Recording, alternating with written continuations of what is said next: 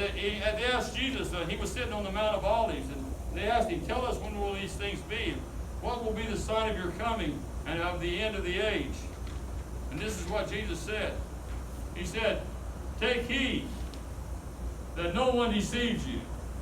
For many will come in my name, saying, I am Christ, and will deceive many. There's a lot of people saying they represent Christ that don't. And you will hear of wars and rumors of wars. Do we have any wars and rumors of wars lately? See that you are not troubled, for all these things must come to pass, but the end is not yet. For nation will rise against nation, and kingdom against kingdom. There will be famines. There may be a famine in the United States, I hope not. Famines. Pestilences. You know what a pestilence is? That's what the coronavirus is. That's what we have now. We have pestilence. And earthquakes in various places. We got earthquakes all over where there ain't even supposed to be no earthquakes. And these are the beginning of sorrows. I hate to say it, I hate to think about it. This is the beginning of sorrow. You think things are bad now, they're going to get a lot worse. A lot worse. And they will deliver you up, the ones that serve God, up to tribulation and kill you. And you will be hated by all nations for what? My name's sake, for the name of Jesus. And then many will be offended and betray one another and hate one another. A lot of people, a lot of Christians are going to start hating each other. And many false prophets will rise up and deceive many. And because lawlessness will abound, that's what we have in the United States, is lawlessness now. They say they don't respect the law anymore. They want to get rid of the law. I don't know if they don't have, they're going to have to make their own laws up, I guess. Have their own police, right? No, that's what they're doing. Lawlessness will abound. We have it worse than we ever had. The love of many will grow cold. But he who endures to the end will be saved.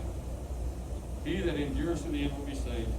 And this gospel will be preached in all the world as a witness to all the nations, then the end will come. You know, there's a lot of kids that go into schools right now and they take a gun in there and they kill their classmates and their teachers.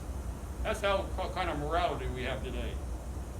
And 50 years ago, you'd never see a man and a woman on TV in bed together, would you? Now we see a lot worse, right? Homosexuality was never even spoken about 50 years ago. It was taboo, right? But it's widespread now. Now we have TV shows about it. Maybe Sesame Street too talks about it, saying it's okay. That's what we have today. Morality has went down. And then that's really sad. That's what we have today. We got the new normal today. Everything that used to be wrong is now okay, and everything that used to be okay is now wrong. That's what the devil's doing. And then another thing that's telling you that the end is coming and Jesus is coming back is we have a lot of famines and a lot of violence and a lot of wars. That's Matthew 24, 6 through 8. And we have that increase in earthquakes. And there's another thing that I really didn't really realize until I read it. We've had an explosion of travel and of education in the last 50 to 70 years. Right now, before the virus, we had all these planes in the sky. There's probably 50,000 people in the air going somewhere at one time. Can you imagine that? Probably 50,000 up in the air. And education, how much is it expanded? And that's predicted in the Bible in Daniel 12:4. It's a living Bible. It says travel and education shall be vastly increased. It's vastly increased.